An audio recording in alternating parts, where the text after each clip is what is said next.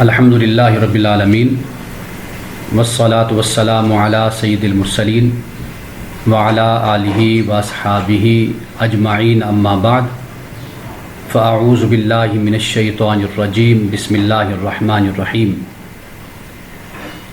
رمضان المبارک سے پہلے سورۃ الانبیاء تک ہم نے اپنا مطالعہ مکمل کیا تھا۔ اب بحمد اللہ تعالی رمضان المبارک کی مصروفیات کے بعد اور رمضان المبارک سے فراغت کے بعد آج سے ہم اپنے اسی سلسلے کو دوبارہ قائم کر رہے ہیں، یعنی مطالعہ قرآن کا جو سلسلہ ہم نے رمضان المبارک سے پہلے سورۃ الانبیاء تک مکمل کیا تھا، آج اسی سلسلے کو ہم سورۃ الحج سے شروع کر رہے ہیں۔ اور اب جو درس میں ایک نئی بات ہے وہ میں نے خود اس میں رمضان المبارک سے پہلے ہم نے سورۃ الانبیاء تک مطالعہ قرآن کو مکمل کیا تھا۔ آج ہم بحمد اللہ تعالی رمضان المبارک کی مصروفیات سے فارغ ہونے کے بعد آج ہم دوبارہ اسی سلسلے کو وہیں سے جوڑتے ہیں جہاں پہ ہم نے اس کا اختتام کیا تھا۔ آج سے سورۃ الانبیاء کے بعد سورۃ الحج ہے۔ سورۃ الحج کا مطالعہ ہم شروع کر رہے ہیں، اور اس میں ایک نئی بات جو میں شامل کرنا چاہتا ہوں وہ یہ ہے کہ انشاءاللہ ہم اب جو سورۃ الحج سے شروع کر رہے ہیں، سورۃ الحج سے لے کر آخر تک جہاں تک اللہ پاک نے ہمیں توفیق دی یہ سلسلہ جاری رہے گا، میں وہ مقامات قرآن مجید کے، وہ آیات کے جہاں پہ اسرائیلی روایات کو نقل کیا گیا ہے، بیان کیا گیا ہے، یعنی ہمارے مفسرین نے قرآن مجید کی تفسیر کرتے ہوئے جن آیات کی تفسیر میں اسرائیلی روایات کو یا روایات کو نقل کیا ہے، میں خاص طور پر ان روایات کی ضرور نشاندہی کروں گا، اور سورۃ الحج میں یا سورۃ الحج کے بعد والی صورتوں میں جہاں جہاں بھی کمزور روایات اور غیر مستند وضعی روایات، من گھڑت روایات یا ضعیف روایات یا اسرائیلی روایات جن کو نقل کیا گیا آیات کی تفاسیر میں ان روایات کو خاص طور پر بیان کروں گا تاکہ ہمیں معلوم ہو جائے کہ جو روایات قرآن کی آیات کی تفسیر میں بیان کی جاتی ہیں وہ روایات کمزور ہیں، ضعیف ہیں یا وہ اسرائیلی ہیں، اس لیے کہ ہمارا مقصود ہے قرآن مجید کو سمجھنا، قرآن مجید کا فہم، قرآن مجید کا مطالعہ۔ تو ایسا نہیں ہونا چاہیے کہ ہم قرآن مجید کو سمجھنے میں ان وسائل کو، ان ذرائع کو ہم استعمال کریں کہ جن کا قرآن مجید سے دور کا بھی تعلق نہیں، بلکہ تعلق کیا قرآن مجید کی آیات اور قرآن مجید کے فہم میں جو مخالفت ہے، جو تضاد ہے، ان روایات کا تعلق در حقیقت اس اختلاف اور ان تضادات سے بن جاتا ہے۔ تو اس لیے یہ ایک نیا پہلو ہوگا مطالعہ قرآن کا کہ خاص طور پر چونکہ ہمارے ہاں قرآن مجید کی آیات کی جب تفسیر کی جاتی ہے تو وہاں پر روایات کو نقل کیا جاتا ہے، موضوع روایات کو بیان کیا جاتا ہے، تو بہت زیادہ مواد ایسا ہے بدقسمتی سے مفسرین نے بھی اپنی تفاسیر میں نقل کیا، اور پھر عوام میں بھی وہ روایات مشہور ہو گئی، معروف ہو گئی، اور عوام نے، لوگوں نے انہیں نقل کرنا اور ان کو دوسروں تک پہنچانا اپنا فرض خیال کر لیا۔ یعنی جیسے آج سوشل میڈیا کا دور ہے اور واٹس ایپ ہے یا اس کے علاوہ دوسرے ذرائع ہیں، تو لوگوں کے پاس جو میسج آیا اس کے بعد انہوں نے فٹافٹ وہ میسج دوسروں کے پاس بھیج دیا، اور وہ 1 منٹ سے 5 منٹ کے اندر اندر ہزاروں لاکھوں لوگوں کے پاس وہ میسج پہنچ جاتا ہے۔ تو یہ طریقہ درست نہیں ہے۔ ہمیں علم ہونا چاہیے کہ آیا کہ جو بات ہم لوگوں تک پہنچا رہے ہیں یہ بات درست بھی ہے یا نہیں۔ تو یہ ایک نئی بات ہوگی جو آپ حضرات کے لیے، آپ لوگوں کے لیے ہوگی کہ ساتھ ساتھ روایات کا ذکر ہوگا تاکہ معلوم ہو جائے کہ کون سی روایت مستند ہے اور کون سی روایت ضعیف ہے یا اسرائیلی ہے۔ آج آپ کو معلوم ہے کہ جو میرا طریقہ ہے کہ پہلا درس جب میں کسی صورت کو شروع کرتا ہوں تو پہلا درس تو ہمیشہ اس صورت کے تعارف پر مشتمل ہوتا ہے۔ آپ اسے ایک طائرانہ نظر کہہ سکتے ہیں، ایک مجموعی طور پر مطالعہ آپ اسے کہہ سکتے ہیں۔ تو آج سورۃ الحج پہ ہم بات کر رہے ہیں، تو سورۃ الحج کا مجموعی مطالعہ ہم کریں گے کہ اس میں بیان کیا کیا گیا ہے، یعنی ابتدائی تعارف آپ اس کو کہہ سکتے ہیں۔ سورۃ الحج ایک تو مکی صورت ہے اور اس کی 78 آیات ہیں، 78 اس کی آیات ہیں اور 10 رکوع ہیں اس کے۔ یہ مکی صورت ہے لیکن اس کی چند آیات ہیں کہ جن کا تعلق مدنی دور کے ساتھ ہو جاتا ہے، یعنی یہ صورت نازل ہوئی مکہ کے آخری دور میں اور مدنی دور میں چند آیات نازل ہوتی ہیں، لیکن اسے مکی کہا جاتا ہے۔ آپ یوں سمجھ لیجئے کہ جیسے سورۃ المزمل ہے، سورۃ المزمل یعنی بالاتفاق وہ ہے تو مکی صورت، لیکن اس کی چند آیات ہیں کہ جو مدنی دور میں نازل ہوئی ہیں، لیکن ہم اسے مکی صورت کہتے ہیں۔ مکی اور مدنی صورت کو سمجھنا یہ اتنا مشکل نہیں ہے، یہ بہت آسان ہے، اس لیے کہ مکی صورت کو اگر آپ پڑھتے ہیں، مکی آیات کو آپ پڑھتے ہیں، وہ مقامات کے جو مکہ میں نازل ہوئے، آپ اگر ان کا مطالعہ کریں گے تو آپ کو معلوم ہوگا کہ ان آیات میں دین کی مبادیات کو بیان کیا گیا ہے، بنیادی باتوں کو، توحید کا ذکر ملے گا، رسالت کا، آخرت کا ذکر ملے گا، یہ بنیادی باتیں، نماز کا ذکر ملے یعنی عبادات کا ذکر ملے گا۔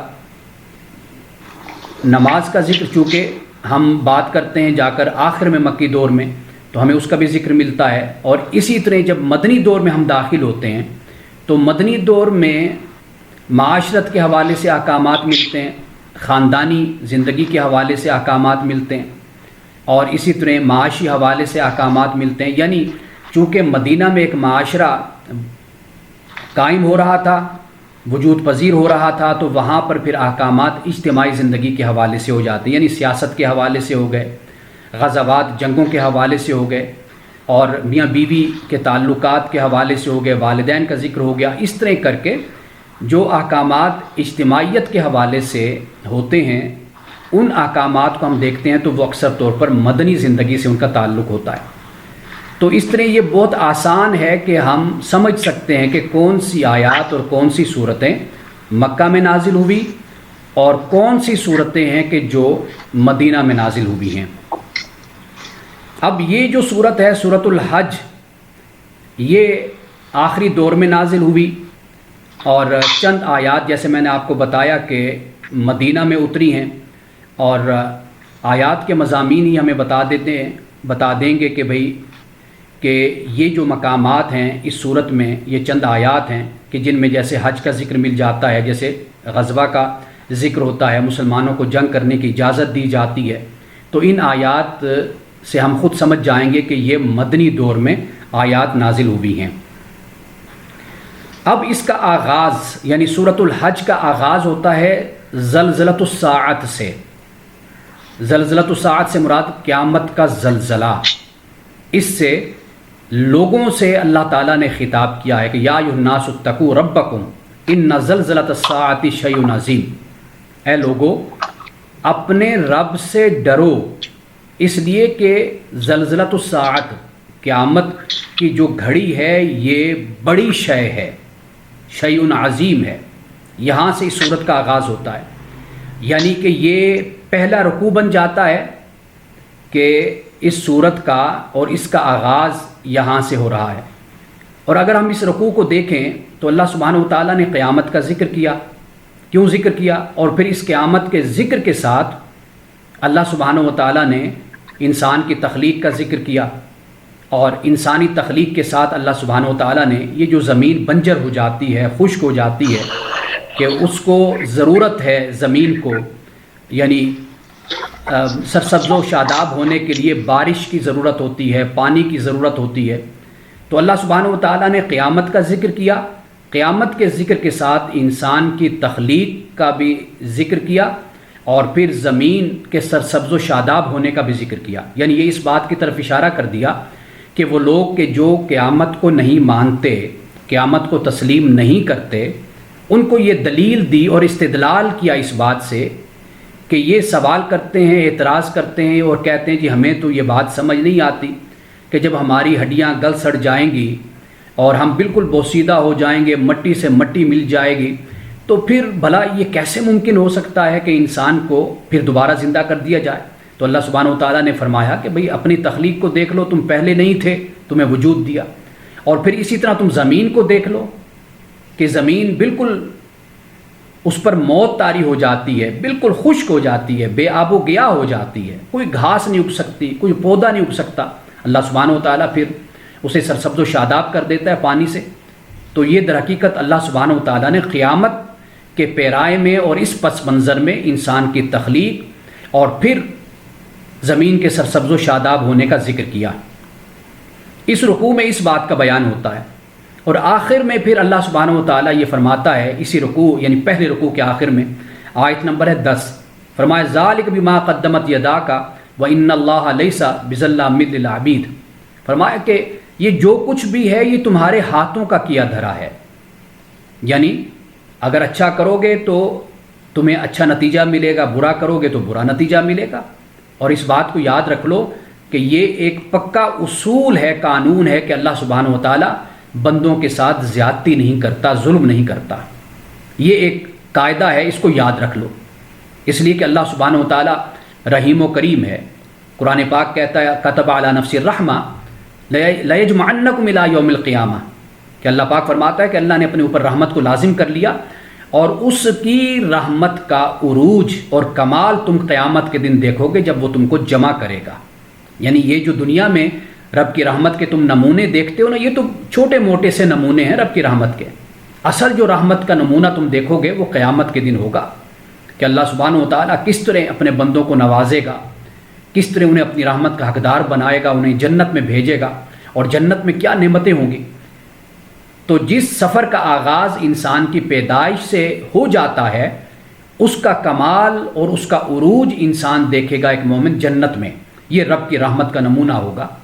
تو اس لیے اللہ سبحانہ و تعالیٰ نے یہ فرما دیا کہ یہ قانون ہے، یہ قاعدہ ہے، اس میں کوئی تبدیلی نہیں ہوگی۔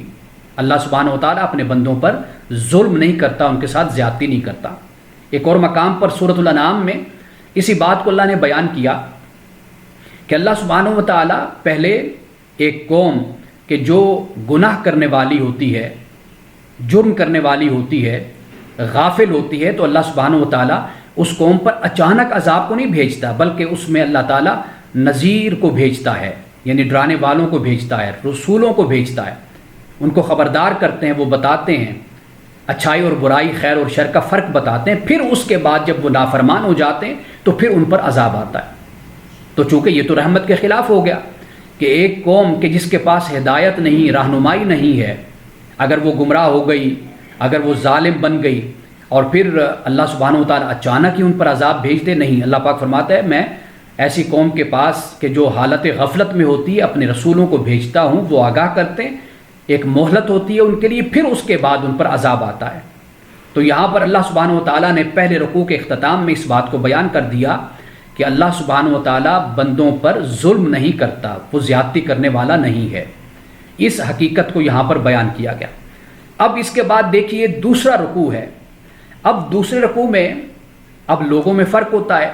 کچھ لوگ ایسے ہوتے ہیں کہ جو اللہ سے بھی مطلب کی یاری لگاتے ہیں، ان کی دوستی، ان کا تعلق بھی مطلب کا ہوتا ہے، لیکن بندوں میں فرق ہوتا ہے، یہ بات یاد رکھیے۔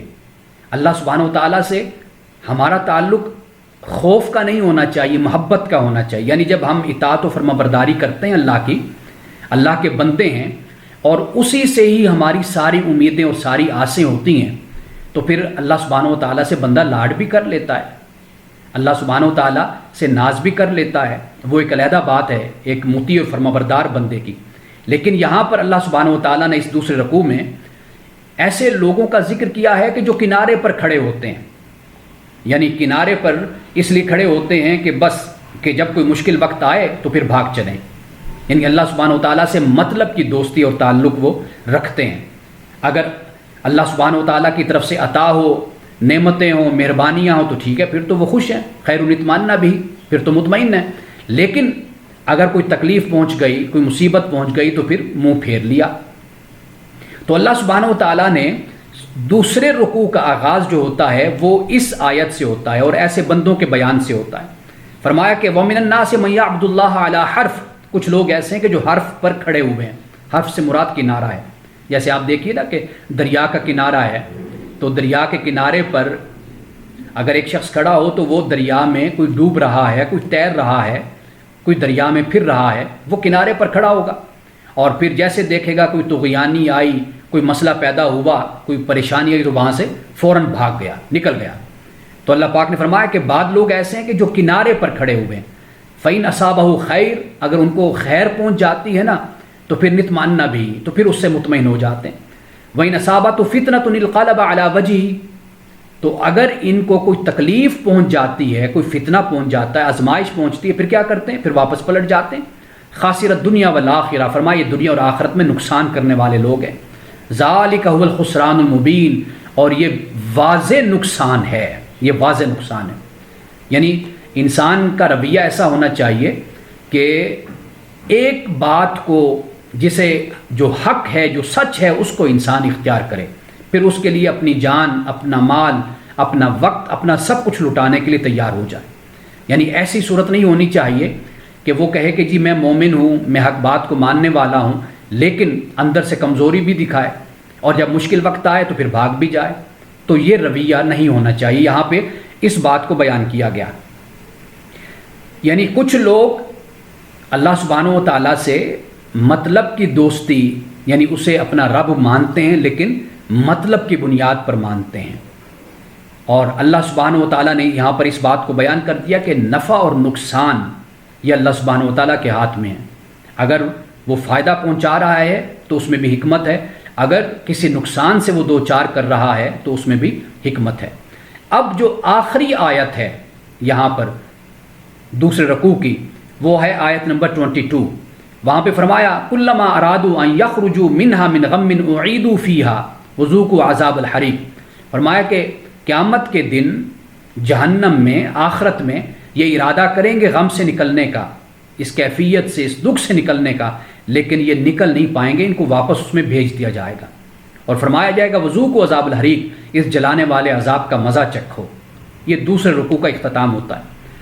تیسرے رکوع کا آغاز، اس میں اللہ سبحانہ و تعالیٰ نے مومنین کا ذکر کیا، اور پھر جو آخر اسلام کے خلاف سازش کرنے والے ہیں، مکہ پہ قبضہ کیا ہوا ہے، کعبۃ اللہ کے پاس مسلمانوں کو آنے نہیں دیتے، مومنین کو آنے نہیں دیتے، حج نہیں کرنے دیتے، عمرہ نہیں کرنے دیتے، اور وہاں پر کعبۃ اللہ کے جو اللہ کی توحید کا مرکز ہے اس کو کفر و شرک کا گڑھ بنا رکھا ہے، بدعات کا گڑھ بنا رکھا ہے۔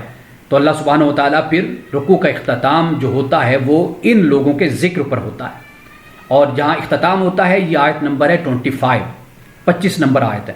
آغاز کیا ہوتا ہے تیسرے رکوع کا؟ فرمایا ان اللہ یدخل الذین آمنوا وعملوا الصالحات، بے شک اللہ تعالیٰ داخل کرے گا ان لوگوں کو جو ایمان لائے اور جنہوں نے اچھے کام کیے۔ اب ایمان اور عمل صالح قرآن مجید میں یہ دونوں ساتھ ساتھ ہیں، کہیں پر صرف ایمان کا ذکر نہیں کیا اور نہ صرف عمل صالح کا ذکر کیا، دونوں کو اکٹھے ذکر کیا۔ اس سے یہ بات سمجھ آ جاتی ہے کہ صرف ایمان کافی نہیں ہوتا کہ میں اپنی زبان سے کہتا رہوں کہ میں مومن ہوں، لیکن میرے اس ایمان کا اظہار میرے عمل سے ہوگا، پھر پتہ چلے گا کہ واقعی میں نے اسے دل سے قبول کیا ہے یا دل سے قبول نہیں کیا۔ تو اللہ سبحانہ و تعالیٰ ایمان کے ساتھ عمل صالح کا ذکر کرتا ہے۔ پھر اس سے آگے کیا فرمایا کہ کہاں داخل کرے گا اللہ ان کو؟ باغات میں جن کے نیچے نہریں بہتی ہیں، اور یہ بات میں کئی مرتبہ ذکر کر چکا کہ نیچے نہریں بہنے سے مراد یہ کہ جیسے کہ انسان پہاڑ پر، چوٹی پر، کسی بلند وادی پر کھڑا ہوتا ہے تو نیچے پانی کے چشمے جاری ہوتے ہیں، اور اس کی مثال میں نے آپ کو زبور کے پہلے باب سے دی تھی کہ وہاں پر ایمان والے اور عمل صالح کرنے والوں کے جو اعمال ہیں ان کے نتائج کو وہاں پر اللہ سبحانہ و تعالیٰ نے بیان کیا کہ یہ ایسے ہے کہ جیسے ایک دریا اور نہر کے کنارے درخت ہوتا ہے نا، وہ ہمیشہ سرسبز و شاداب رہتا ہے، اس پہ پھل آتا رہتا ہے. کیوں؟ اس لیے کہ وہ نہر کے کنارے ہوتا ہے، اس کو پانی ملتا رہتا ہے. تو ایمان والے، عمل صالح کرنے والوں کے اعمال کے نتائج اسی طرح مرتب ہوتے رہتے ہیں اور سامنے آتے رہتے ہیں. تو یہاں پر جب یہ فرمایا جنات تجری من تحتها الانہار، تو یہاں سے مراد یہی ہے کہ بلند وادی ہے یہ جنت، اور اس کے آس پاس نہریں بہہ رہی ہیں اور لوگ اوپر سے دیکھتے ہیں تو ایک خوبصورت منظر ہے. آگے فرمایا یحلون فیہا من اساور من ذہب ولؤلؤا ولباسهم فیہا حریر، کہ یہ جنت میں جنتی سونے کا اور موتیوں کے ہار پہنے ہوئے ہوں گے، کنگن پہنے ہوئے ہوں گے، اور ولباسهم فیہا حریر، اور ان کا لباس جنت میں ریشمی لباس ہوگا، یہ ریشمی لباس میں ملبوس ہوں گے. اب جو اختتام ہوتا ہے اس رکوع کا، تیسرے رکوع کا، وہ ان الفاظ پر ہوتا ہے کہ ان الذین کفروا، بے شک وہ لوگ جنہوں نے کفر کیا، ویصدون عن سبیل اللہ، اور اللہ کی راہ سے روکتے ہیں، والمسجد الحرام، اور مسجد حرام سے، الذی جعلناہ للناس، کہ جسے ہم نے لوگوں کے لیے بنایا، برابر ہے عاکف فیہ والباد، یعنی جو وہاں پر رہنے والے ہیں ان کے لیے بھی اور جو باہر سے آنے والے ہیں ان کے لیے بھی ہم نے اس گھر کو بنایا اور اس جگہ کو ہم نے بنایا ہے. وَمَن يُرِدْ فِيهِ بِإِلْحَادٍ بِظُلْمٍ، اور جو ظلم کے ذریعے سے روکنا چاہتا ہے تو فرمایا نُذِقْهُ مِنْ عَذَابٍ أَلِيمٍ، ہم اس کو دردناک عذاب چکھائیں گے. یہاں پہ تیسرے رکوع کا اختتام ہو جاتا ہے، یعنی آغاز مومنین کو امید دلائی گئی، مدینہ میں رہنے والے مسلمانوں کو امید دلائی گئی کہ ایک وقت آئے گا کہ جب مسجد حرام تمہاری تولیت میں ہوگی، تمہاری سرپرستی میں ہوگی، اس کے نظام کو تم سنبھال لو گے، اور یہ لوگ کہ جو تمہیں روکنے والے ہیں اور نام نہاد قسم کے متولی بنے ہوئے ہیں کعبۃ اللہ کے، ان کو نکال دیا جائے گا. اب اس کے بعد چوتھا رکوع ہے. اب چوتھے رکوع میں اس کا آغاز ہوتا ہے حضرت ابراہیم علیہ السلام سے، اور یہ فرمایا کہ ہم نے اس کو مقرر کیا ابراہیم کے لیے، کسے؟ مکان البیت، اس گھر کی جگہ کو، مکان کو، یعنی مسجد حرام کو، کعبۃ اللہ کو ہم نے ابراہیم کے لیے ہم نے مقرر کیا. اور یہ کعبۃ اللہ کے آس پاس کا جو علاقہ ہے، ماحول ہے، یعنی اس کو ہم نے ابراہیم کے لیے مقرر کر دیا. اللہ تشرک بی شیئا، حضرت ابراہیم علیہ السلام سے اللہ پاک نے کیا فرمایا؟ سورۃ البقرہ میں ہم نے پڑھا، یہ فرمایا کہ میرے ساتھ شرک نہیں کرنا، وطاہر بیتی للطائفین والقائمین والرکع السجود، اور اس کو پاک رکھنا ہے. ایک تو پاکیزگی ہے نا، جو ظاہری پاکیزگی ہے، ایک پاکیزگی سے مراد یہ ہے کہ شرک سے اس کو پاک رکھنا ہے. کن کے لیے؟ طواف کرنے والوں کے لیے، قیام کرنے والوں کے لیے، رکوع کرنے والوں کے اور سجدہ کرنے والوں کے لیے، ان کے لیے اللہ کے اس گھر کو پاک اور صاف رکھنا ہے. یہ حضرت ابراہیم علیہ السلام سے فرمایا. اب ابراہیم علیہ السلام کو تو اللہ نے یہ حکم دیا، مشرکین مکہ اور کفار مکہ نے کیا کر دیا تھا؟ وہاں پر ایک تو 360 بت انہوں نے کعبۃ اللہ کے اندر سجا دیے، پھر کعبۃ اللہ کا طواف بے لباس ہو کر کرتے، پھر وہاں پر بتوں کو اس طرح سجا دیا کہ استہان، وہاں پر استہان قائم کر دیے، یعنی قربان گاہیں بنا دی کہ وہاں پر مشرکین آ کر پھر جانوروں کو اپنے بتوں پر قربان کرتے تھے. یعنی کلی طور پر ماحول بدل کے رکھ دیا، یعنی توحید کے بجائے شرک اور کفر وہاں پر عام ہو گیا. تو اللہ سبحانہ و تعالیٰ نے حضرت ابراہیم علیہ السلام کی تعلیم کو بیان کیا کہ اس بات کا ہم نے حکم دیا تھا، لیکن کافروں نے، مشرکوں نے بالکل ہی توحید کو ترک کر دیا، چھوڑ دیا، اور وہ گھر اللہ کا کہ جو توحید کا مرکز ہونا چاہیے تھا اسے کفر، شرک اور بدعت کا مرکز بنا کے رکھ دیا. اب اس کے بعد یہ جو چوتھا رکوع ہے، اس میں خاص طور پر قربانی کا ذکر ہوتا ہے. قربانی کا ذکر یہاں پر اس لیے ہوا کہ اس کے بعد ہم دیکھیں گے کہ اسی صورت میں اللہ سبحانہ و تعالیٰ نے قربانی کے بعد پھر جنگ کا ذکر کیا ہے، اس لیے کہ قربانی مالی اور بدنی، حج مالی اور بدنی عبادت ہے. قربانی یہ ایک مالی عبادت ہے کہ ایک مسلمان جانور کو قربان کرتا ہے. اب غزوہ میں، جنگ میں مالی ضرورت بھی ہے اور جانی ضرورت بھی ہے، دونوں طریقے سے انسان، مسلمان اپنے آپ کو اللہ کی بارگاہ میں پیش کرتا ہے. تو یہ ایک ٹریننگ ہو جاتی ہے، ایک تربیت ہو جاتی ہے مسلمان کی کہ حج کے ذریعے سے یہاں پر پہلے حج اور قربانی کا ذکر کر دیا، اور پھر آنے والے میں آیات میں اللہ سبحانہ و تعالیٰ نے پھر جنگ کا بیان کیا ہے۔ اب جو آخری آیت ہے رکوع نمبر 4 کی، وہ یہ ہے کہ لکم فیہا منافع الی اجل مسمى، یعنی قربانی کے جانوروں کا ذکر کیا کہ اللہ سبحانہ و تعالیٰ نے ایک مدت تک اس میں تمہارے لیے منفعت رکھی ہے، یعنی قربانی کا جانور ہے، تم اس کا دودھ دو لیتے ہو، اس کی کھال کو استعمال کر لیتے ہو اور اس سے منفعت تم حاصل کرتے ہو۔ ثم محلھا الی البیت العتیق، لیکن پھر آخر کار اس پرانے گھر کے پاس ان کا اترنا ہے، ان کی منزل یہ ہے، یعنی پھر ان کی قربانی ہے۔ اب یہ جو بیت العتیق فرمایا یعنی کعبۃ اللہ ہو گیا، اللہ کا گھر، لیکن قربانی کہاں کی جاتی ہے؟ قربانی مزدلفہ میں کی جاتی ہے، وہ بے شک اس سے دور ہے، لیکن گویا کہ اللہ سبحانہ و تعالیٰ نے یہ بیت عتیق یا مسجد حرام کے جو الفاظ استعمال کیے، اس کا ایریا لفظ تو یہ استعمال کیا، لیکن جو مقامات ان کے قریب قریب بن جاتے ہیں ان کو بھی اللہ سبحانہ و تعالیٰ نے اشارتاً مسجد حرام یا بیت عتیق کے ساتھ ان کو بیان کیا ہے۔ اب اس کے بعد 5واں رکوع ہے۔ اب 5ویں رکوع میں اللہ سبحانہ و تعالیٰ نے فرمایا، آغاز جو ہوتا ہے، یعنی ایک بات تو یہ ہے کہ قربانی کی غرض اور غایت کیا ہے، اس 5ویں رکوع میں اس کو فوکس کیا گیا، اس کو خاص طور پر بیان کیا گیا، اور حج میں قربانی کی جاتی ہے۔ فرمایا آغاز اس طرح ہوتا ہے، وَلِكُلِّ أُمَّةٍ جَعَلْنَا مَنْسَكًا لِيَذْكُرُوا اسْمَ اللَّهِ عَلَى مَا رَزَقَهُم مِّن بَهِيمَةِ الْأَنْعَامِ فَإِلَٰهُكُمْ إِلَٰهٌ وَاحِدٌ فَلَهُ أَسْلِمُوا وَبَشِّرِ الْمُخْبِتِينَ۔ فرمایا کہ ہر امت کے لیے ہم نے ایک طریقہ کار ہم نے مقرر کر دیا تاکہ وہ اللہ کے نام کا ذکر کریں، اللہ کو یاد کریں۔ اب یہ ہر امت سے کیا مراد ہے؟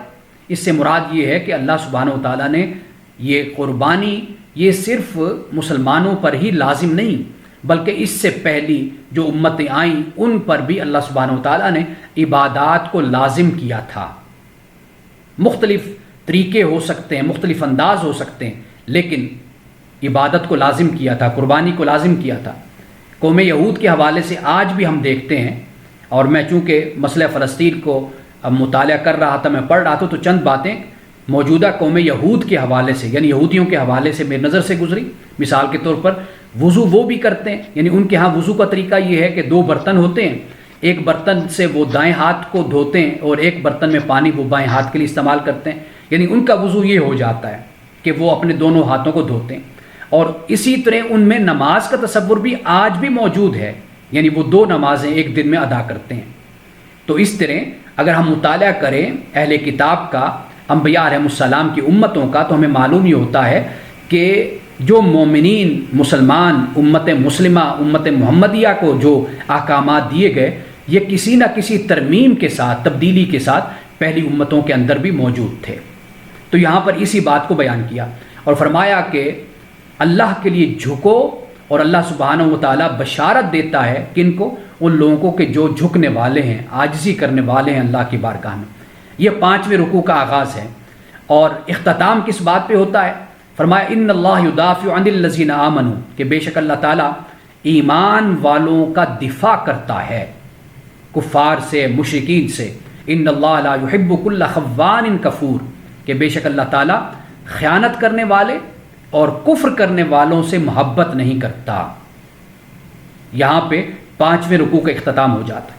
اب آپ یہ دیکھیے کہ 6 رکوع میں یعنی آیت نمبر 39 ہے، کیا فرمایا؟ فرمایا اذن للذین یقاتلون بانہم ظلموا، اجازت دی جاتی ہے، کس کی؟ جنگ کی اجازت دی جاتی ہے۔ کن لوگوں کو اجازت دی جاتی ہے؟ کہ ظلم جن پر کیا گیا، جن سے لڑا گیا، انہیں اللہ سبحانہ و تعالیٰ نے اب جہاد کی، جنگ کی اجازت دے دی۔ یعنی اب اس آیت سے خود معلوم ہو گیا کہ یہ آیت مدینہ المنورہ میں نازل ہوئی۔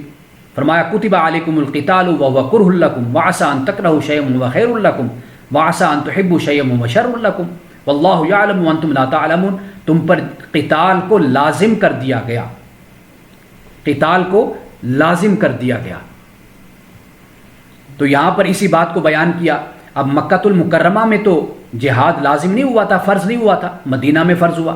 2 ہجری میں غزوہ بدر لڑی گئی، جنگ بدر ہوئی۔ تو یہاں سے پتہ چل گیا کہ یہ آیت نمبر 39 سے لے کر آگے تک یہ وہ مقام ہے کہ جو مدینہ المنورہ میں ہجرت کے بعد نازل ہوئے تھے۔ اب یہ آغاز ہوتا ہے، اب اختتام ان الفاظ پر ہوتا ہے کہ وَكَأَيٍّ مِّن قَرْيَةٍ أَمْلَيْتُ لَهَا وَهِيَ ظَالِمَةٌ، کہ وہ بستی یعنی جب قریہ کا لفظ استعمال کیا تو مراد بستی والے ہو گئے. تو بستی والے، فرمایا کتنی بستی والے اور کتنی بستیاں ایسی گزری کہ ہم نے ان کو مہلت دی، اور اس حال میں کہ وہ ظالم تھے. ثم اخذتها، پھر میں نے ان کو پکڑا. وإلی المصیر، اور جو لوٹنے کی جگہ ہے اسی کی طرف ہی سب نے آنا ہے. اب یہاں پر آپ دیکھیے کہ اللہ سبحانہ و تعالیٰ نے فرمایا کتنی بستیاں ہیں، کتنی قومیں ہیں کہ ہم نے ان کو ایک مہلت دی. یہاں پر اس بات کو بیان کر دیا گیا کہ اب کفار مکہ اور مشرکین مکہ کی جو بساط ہے وہ اب لپیٹی جا رہی ہے، اب وہ اختتام کی طرف آ رہے ہیں، اب وہ زوال کی طرف آ رہے ہیں. اور اسی چیز کا ذکر قرآن پاک میں کئی مقامات پر کیا گیا. سورت بنی اسرائیل میں بھی کیا گیا کہ اے کافرو، اے مشرکو، اگر تم نبی صلی اللہ علیہ وسلم کو کمزور کرو گے اور تم یہ چاہتے ہو کہ بھئی یہ اس زمین سے نکل جائیں، ان کو تم نکال دو، تو پھر یہ بات یاد رکھو کہ تم بھی یہاں پر زیادہ عرصہ نہیں رہ سکو گے. یعنی پیغمبر جب رسول ایک بستی سے، ایک شہر سے، ایک جگہ سے چلا جاتا ہے، ایک زمین سے، پھر اس کے بعد اس بستی پر خدا کا عذاب آتا ہے. اس بستی کے رہنے والوں کے لیے پھر وقت ختم ہو جاتا ہے، مہلت اور مدت ختم ہو جاتی ہے. تو یہاں پر اسی بات کی طرف اشارہ کیا.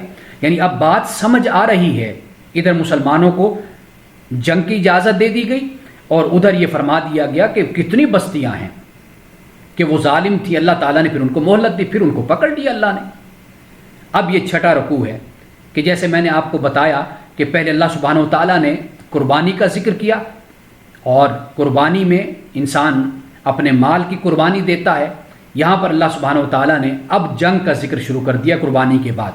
یعنی جنگ کے بعد قربانی کا ذکر کرنا، قربانی کے بعد جنگ کا ذکر کرنا، اسی بات کی طرف اشارہ ہو گیا. اب آگے چلتے ہیں. اب اس کے بعد ہے رکوع نمبر 7. رکوع نمبر 7 میں اللہ سبحانہ و تعالیٰ نے دشمنوں کے انجام کو بیان کیا ہے. اور ایک بات یہاں پر ضمناً عرض کرتا چلوں، اور یہ بڑی اہم بات ہے، یہ ذہن میں رکھ لیجئے کہ کئی باتیں اور کئی مسائل اور معاملات مکی زندگی میں بیان ہوئے، لیکن اللہ سبحانہ و تعالیٰ نے ان کو اجمالاً بیان کیا. یعنی اجمالاً سے مراد یہ کہ مختصر بیان کر دیا. لیکن جب مدینہ میں رسول اللہ تشریف لے آئے ہجرت کے بعد کے زمانے میں، پھر ان احکامات کو، ان معاملات کو تفصیل کے ساتھ بیان کر دیا گیا. ایسا بھی ہوا، یعنی بہت سے معاملات اور بہت سے احکامات ایسے کہ جن کو جزوی طور پر اور اشارتاً کنایتاً اور اجمالاً ان کو مکہ میں بیان کر دیا گیا، اور پھر مدینے میں آ کر ان کو تفصیل کے ساتھ، کیونکہ مدینے میں پھر ان کی ضرورت تھی، ان کو بیان کیا گیا. اب رکوع نمبر 7 کو ہم دیکھتے ہیں. اس کا آغاز کہاں سے ہوتا ہے؟ فرمایا یا ایھا الناس، اے نبی صلی اللہ علیہ وسلم آپ فرما دیجئے، اے لوگو، انما انا لکم نذیر مبین، کہ اس میں کوئی شک نہیں میں تمہارے لیے واضح طور پر ڈرانے والا ہوں، تمہیں انجام سے خبردار کرنے والا ہوں. یہ 7ویں رکوع کا آغاز ہے. اور پھر اختتام کس پر ہوتا ہے؟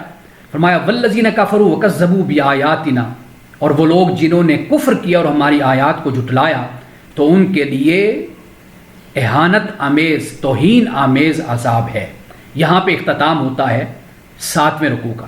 اور اس رکوع میں اللہ سبحانہ و تعالیٰ نے کافروں کے انجام کا ذکر کر دیا، اس لیے کہ اب غزوات کا سلسلہ شروع ہو چکا. اب ان کے لیے زمین تنگ ہو رہی ہے. انہوں نے رسول اللہ صلی اللہ علیہ وسلم کو مکۃ المکرمہ سے نکال دیا ہے. آپ ہجرت کر کے مدینے آ گئے، اور مسلمان بھی جس حد تک ہو سکے مکہ سے ہجرت کر کے مدینے آ گئے. اب آہستہ آہستہ یوں کہہ لیجئے کہ اب سورۃ التوبہ کی طرف بات بڑھ رہی ہے. اب آہستہ آہستہ اسی طرف ہی بات جا رہی ہے کہ جہاں اللہ سبحانہ و تعالیٰ نے پھر ان کو 4 ماہ کی مہلت دے دی. 4 ماہ کی مہلت، اگرچہ اس میں چند سالوں کا عرصہ موجود ہے، لیکن گریجولی بات اسی کی طرف بڑھتی چلی جا رہی ہے. قرآن پاک اسی بات کو بھی بیان کرتا ہے کہ سنستدرجہم من حیث لا یعلمون، کہ جو زوال آتا ہے یہ قومیں نہیں جانتی، یہ آہستہ آہستہ زوال آتا چلا جاتا ہے. اسی طرح مکہ والوں کے لیے بھی زمین تنگ ہو رہی تھی، لیکن ان کو اس بات کا احساس نہیں تھا. اولم یروا انا ناتی الارض ننقصها من اطرافها، اللہ تعالیٰ فرماتا ہے کیا یہ لوگ دیکھتے نہیں ہیں کہ کس طرح ہم کناروں کو کاٹتے چلے جا رہے ہیں، ان کی زمین کے، شہر کے، بستی کے کناروں کو کاٹتے چلے جا رہے ہیں. یہ لوگ دیکھتے نہیں اس بات کو؟ یعنی کس طرح رسول اللہ صلی اللہ علیہ وسلم کو غلبہ حاصل ہو رہا ہے، آہستہ آہستہ آپ طاقت پکڑتے چلے جا رہے ہیں، آپ کی افرادی قوت بڑھتی چلی جا رہی ہے، لوگ مسلمان ہوتے چلے جا رہے ہیں، کس طرح یہ لوگ آہستہ آہستہ کمزور ہوتے چلے جا رہے ہیں، تو کیا یہ لوگ دیکھتے نہیں ہیں؟ اور اب 8ویں رکوع کا آغاز ہوتا ہے، اس میں اللہ سبحانہ وتعالیٰ نے جیسے 7ویں رکوع میں مشرکین کا ذکر ہوا، ان کے انجام کا بیان ہوا، اب یہاں پر پھر مومنین کو اللہ سبحانہ وتعالیٰ خوشخبری دے رہا ہے۔ آغاز ہوتا ہے والذین ہاجروا فی سبیل اللہ، وہ لوگ جنہوں نے ہجرت کی اللہ کی راہ میں، ثم قتلوا، پھر قتل کیے گئے، او ماتوا، یا وہ مر گئے، یعنی غازی ہو گئے۔ کئی مومن ایسے تھے کہ جو غزوات میں شہید ہو گئے، کئی مومن ایسے کہ جو زخمی ہوئے، ان زخموں کی وجہ سے بعد میں شہید ہوئے، کئی مومن ایسے کہ جنہوں نے کافروں کو قتل کیا لیکن وہ غزوہ میں، جنگ میں کام نہیں آئے، شہید نہیں ہوئے، بعد میں وہ بستر پر ان کی موت واقع ہوئی۔ حضرت خالد بن ولید کو آپ دیکھ لیجئے کہ اسلام کے کتنے بڑے سپہ سالار کہ جن کو رسول اللہ نے سیف اللہ کہا، اللہ کی تلوار قرار دیا، لیکن ان کی وفات، ان کی موت میدان جنگ میں نہیں ہوئی، بستر پر ہوئی۔ حضرت خالد بن ولید رضی اللہ تعالیٰ عنہ اپنی وفات سے پہلے یہ بات بیان کرتے تھے کہ دیکھو، میری زندگی سے دیکھ لو، کہ اندازہ کر لو، اس بات کا یقین کر لو کہ موت انسان کو جہاں آنی ہوتی ہے اسی جگہ پر ہی انسان کو موت آتی ہے۔ سورۃ النساء میں اسی بات کی طرف اشارہ کیا نا، اینما تکونوا یدرککم الموت ولو کنتم فی بروج مشیدہ، تم مضبوط قلعوں میں بھی بیٹھ جاؤ تو تمہیں موت وہاں پر بھی آ لے گی۔ یہ منافقین سے فرمایا۔ حضرت خالد بن ولید یہ فرمایا کرتے تھے کہ دیکھو مجھے کہ میں کتنا لڑا ہوں، دشمنوں کی صفوں میں گھس جاتا تھا اور شوق شہادت ہوتا تھا، اور صفوں میں گھس کر کتنے لوگوں کو، سینکڑوں اور ہزاروں کو میں نے قتل کر دیا، لیکن دیکھو کہ مجھے میدان جنگ میں موت نہیں آئی، تو اس لیے موت اللہ کے ہاتھ میں ہے۔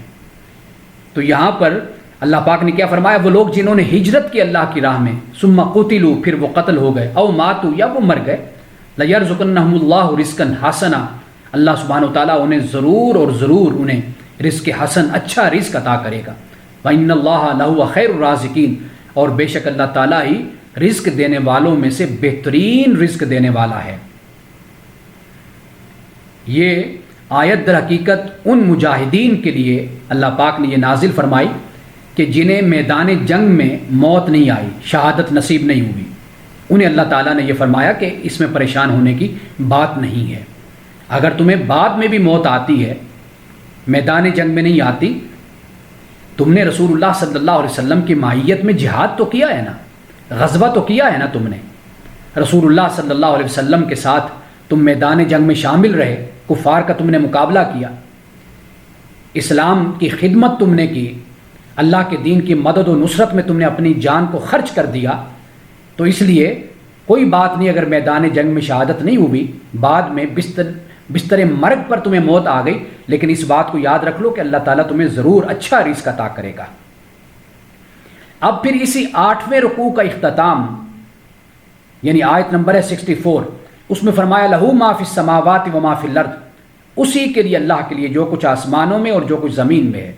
وَإِنَّ اللَّهَ لَهُوَ الْغَنِيُّ الْحَمِيدُ، اور بے شک اللہ تعالیٰ ہی غنی، بے نیاز اور قابل ستائش ہے، قابل تعریف ہے۔ یہ 8واں رکوع ہے۔ اب اس کے بعد 9واں رکوع، 9ویں رکوع میں اللہ سبحانہ وتعالیٰ نے اپنی توحید کا بھی ذکر کیا اور اپنے قدرت کا، اپنے اختیارات کو بھی اللہ تعالیٰ نے بیان کیا۔ آغاز کیا ہوتا ہے؟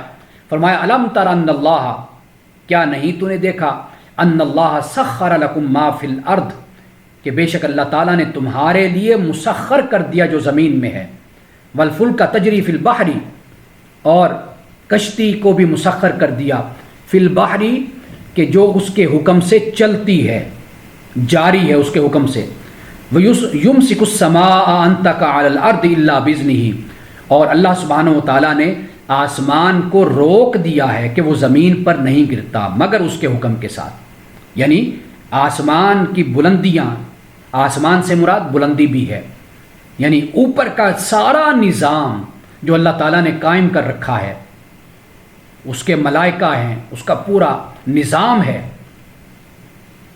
عرش ہے، اور کیا کچھ اوپر کی طرف اس کائنات میں موجود نہیں ہے، اللہ تعالیٰ نے اس کو روک رکھا ہے، وہ زمین پر نہیں گرتا، کچھ بھی زمین پر نہیں آتا۔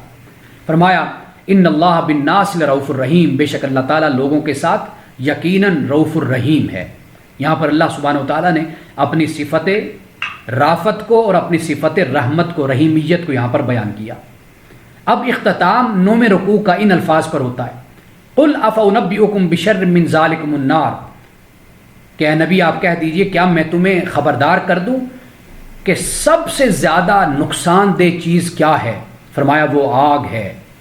وعد اللہ الذین کفروا وبئس المصیر، اللہ تعالیٰ نے ان لوگوں سے وعدہ کیا جن لوگوں نے کفر کیا، وبئس المصیر، اور وہ بہت ہی بری جگہ پھرنے کی ہے، ٹھکانہ بہت برا ہے۔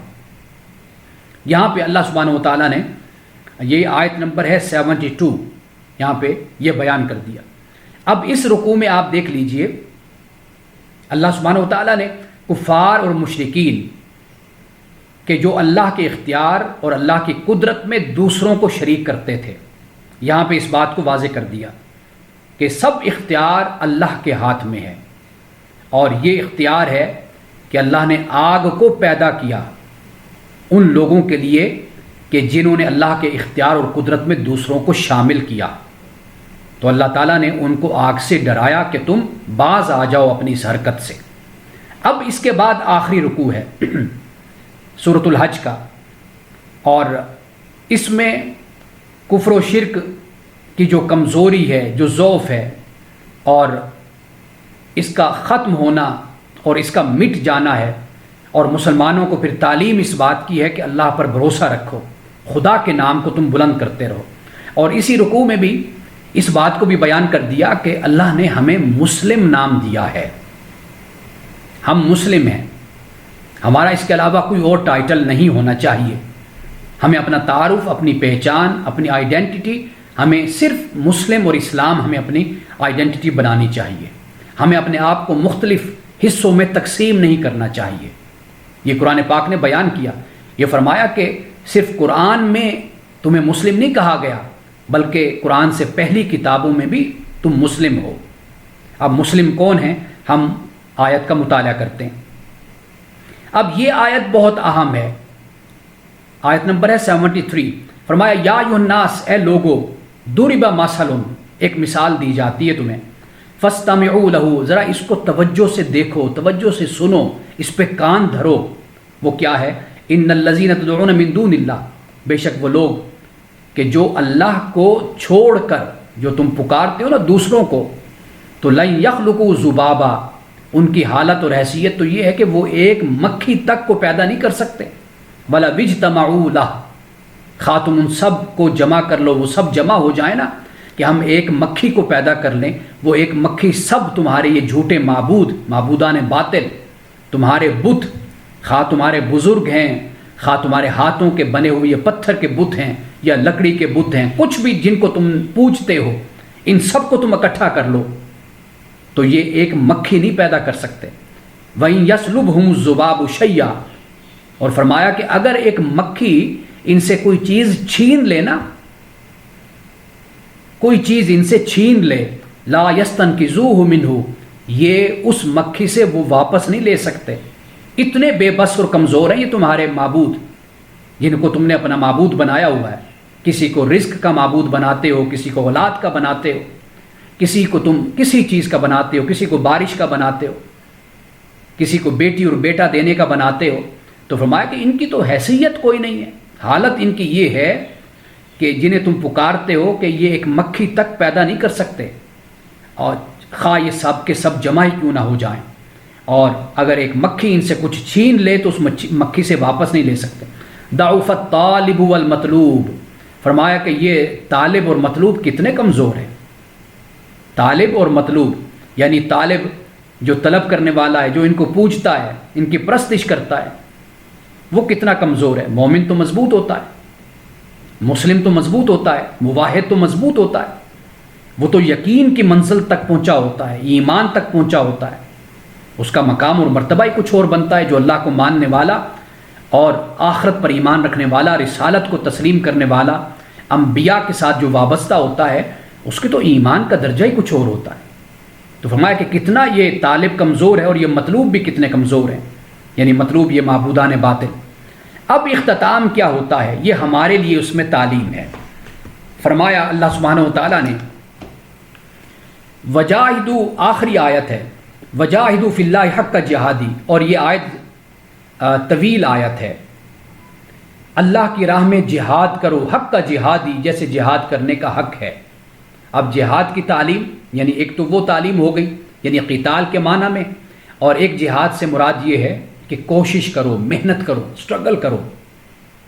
اور میں یہ بات کہتا ہوں کہ جیسے ایک مسئلہ ہمارے سامنے فلسطین کا آیا، اور کل ہی یہ جنگ بندی ہوئی حماس کی اور اسرائیل کی، میں اپنے مسلمان بھائیوں کو یعنی اپنی گفتگو میں جہاں بھی درس ہوتا ہے تو یہی گزارش کیا کرتا ہوں کہ اللہ سبحانہ و تعالیٰ قرآن مجید میں جہاد کا ذکر کرتا ہے تو اس جہاد سے مراد صرف یہ نہیں ہے جسے ہم قتال کہتے ہیں، بلکہ اس جہاد سے مراد یہ ہے کہ ہم اپنی پوری زندگی اللہ کے دین کی سربلندی کے لیے ہم سٹرگل میں گزار دیں، کوشش میں گزار دیں، اور اس کا سب سے بڑا ثبوت ہمارا اپنا اخلاق اور اپنا کردار ہونا چاہیے۔ ہم انفرادی طور پر اور اجتماعی طور پر ہم ایک ایسا معاشرہ قائم کریں جس سے نظر آئے کہ ہم واقعی مومن اور مسلم ہیں۔ اللہ سبحانہ و تعالیٰ کا یہ وعدہ ہے قرآن مجید میں، وَأَنْتُمُ الْأَعْلَوْنَ إِن كُنتُم مُؤْمِنِينَ، کہ تم ہی سربلند ہوگے اگر تم ایمان والے ہو۔ تو یہ تو ہمیں سوچنا چاہیے کہ اگر دنیا میں ہم مار کھا رہے ہیں اور ذلیل و رسوا ہو رہے ہیں تو آخر اس کی وجہ کیا ہے؟ اللہ سبحانہ و تعالیٰ قرآن مجید میں یہ فرماتا ہے کہ اگر اللہ تعالیٰ مدد کرے مسلمانوں کی تو پھر تو کوئی بھی ان پر غالب نہیں آ سکتا، اور اگر وہ ذلیل کر دے تمہیں تو پھر تمہاری کوئی مدد نہیں کر سکتا۔ اگر ہم ان حالات سے گزر رہے ہیں تو پھر ہمیں اپنے دامن میں اور اپنے گریبان میں جھانک کر دیکھنا چاہیے کہ ہم کس مقام پر کھڑے ہوئے ہیں، بجائے اس کے کہ ہم کسی اور کو الزام دیں۔ اور کنسپائریسی تھیوری ہمارے ہاں بہت زیادہ گردش کرتی ہے، سوشل میڈیا پر ایسے ایسے میسیج آتے ہیں انسان دنگ رہ جاتا ہے کہ کوئی سلطان صلاح الدین ایوبی کی نسبت سے کوئی بات بیان کر رہا ہے، کوئی محمد بن قاسم کے حوالے سے بیان کر رہا ہے۔ وہ بہت بڑے لوگ تھے، اس میں کوئی شک نہیں، مجاہدین اسلام تھے، لیکن اب کچھ زمانہ بدل چکا ہے، ہمارے زمانے کے تقاضے بہت ہی مختلف تقاضے ہیں۔ ہم اس طرح کبھی بھی کسی پر چڑھ دوڑ نہیں سکتے، کسی کے ساتھ جنگ نہیں کر سکتے۔ کچھ ضابطے ہیں، کچھ قوانین ہیں، کچھ اسلامی ضابطے اور قوانین ہیں، اخلاقی ضابطے اور قوانین ہیں، کچھ عالمی قوانین ہیں۔ ہر چیز کو دیکھ کر ہی فیصلہ کرنا ہوتا ہے کہ اگر ہم کسی پر چڑھ دوڑیں گے یا کسی پر حملہ کریں گے یا کچھ بھی کریں گے تو کیا ساری دنیا آرام سے بیٹھی رہے گی، ہمارے خلاف کچھ نہیں کرے گی؟ تو اس لیے حکمت کے ساتھ، بصیرت کے ساتھ، سمجھداری کے ساتھ فیصلہ ہونا چاہیے، اور خاص طور پر ہمارے ہاں جو جذباتیت بہت زیادہ ہے، جذباتی پن، اس کے بجائے ہمیں عقل سے کام لیتے ہوئے اور نتائج کو مد نظر رکھتے ہوئے ہمیں قدم اٹھانا چاہیے۔ تو اللہ سبحانہ و تعالیٰ نے یہاں پر یہ فرمایا کہ اللہ کی راہ میں جہاد کرو جیسے جہاد کرنے کا حق ہے۔ وَاجْتَبَاكُمْ، اسی نے تمہیں چنا، وَمَا جَعَلَ عَلَيْكُمْ فِي الدِّينِ مِنْ حَرَجٍ، اور پھر دین کے بارے میں تم پر کوئی حرج نہیں ہے، کوئی تنگی نہیں ہے۔ یہاں تنگی سے مراد یہ ہے کہ اللہ سبحانہ و تعالیٰ نے جو احکامات مسلمانوں کو عطا کیے ہیں ان احکامات میں کوئی حکم ایسا نہیں ہے کہ جو انسانی استطاعت سے اور انسانی برداشت سے زیادہ ہو، مشکل ہو انسان کے لیے۔ یعنی ایسے احکامات ہیں کہ جو انسان کو ادا کرنا ان کا کوئی مشکل نہیں ہے۔ آگے فرمایا ملت ابیکم ابراہیم، اور یہ وہ دین ہے جو تمہارے ابی، تمہارے باپ ابراہیم کا ہے۔ ہوا سماکم المسلمین، اور اسی اللہ نے تمہارا نام مسلمان رکھا ہے۔ من قبل وفی ھذا، اس سے پہلے بھی، وفی ھذا لیکون الرسول شہیدا علیکم، اور اس لیے کہ تاکہ رسول تم پر گواہ ہو، وتکونوا شہداء علی الناس، اور تم لوگوں پر گواہ ہو۔ یہ مسلمانوں کی ذمہ داری ہوگی کہ رسول تم پر گواہ اور تم لوگوں پر گواہ۔ فاقیموا الصلاۃ وآتوا الزکاۃ، نماز قائم کرو اور زکوٰۃ ادا کرو۔ واعتصموا باللہ، اور اللہ تعالیٰ کو مضبوطی سے تھام لو۔ ایک مقام پر فرمایا واعتصموا بحبل اللہ، اللہ کی رسی کو، یعنی قرآن مجید کو۔ یہاں پر فرمایا اللہ کو مضبوطی سے تھام لو۔ اللہ کو مضبوطی سے تھامنے سے مراد اللہ کے احکامات کو، اللہ کے دین کو، اللہ کے قرآن کو۔ ہوا مولاکم، اور وہی اللہ ہی تمہارا مولا ہے، ولی ہے، مالک ہے، تمہارا دوست ہے، مددگار ہے۔ فنعم المولا، تو اللہ سبحانہ و تعالیٰ کتنا ہی اچھا مولا ہے، ونعم النصیر، اور وہ کتنا ہی بہتر مددگار ہے۔ یہاں پہ سورۃ الحج کا اختتام ہوتا ہے۔ آج ہم نے سورۃ الحج کا ایک ابتدائی تعارف اور ایک مختصر خاکہ آپ کہہ لیجئے، یہ آج ہم نے بیان کیا ہے۔ آئندہ درس میں ہم، جو ہمارا ایک طریقہ ہے کہ 2 رکوع ہم ہمیشہ اپنے درس میں شامل کرتے ہیں، تو سورۃ الحج کے پہلے 2 رکوع آئندہ درس میں ہفتہ کے روز انشاءاللہ تعالیٰ 3 بجے ہم ان پر بات کریں گے۔ وآخر دعوانا الحمدللہ رب العالمین۔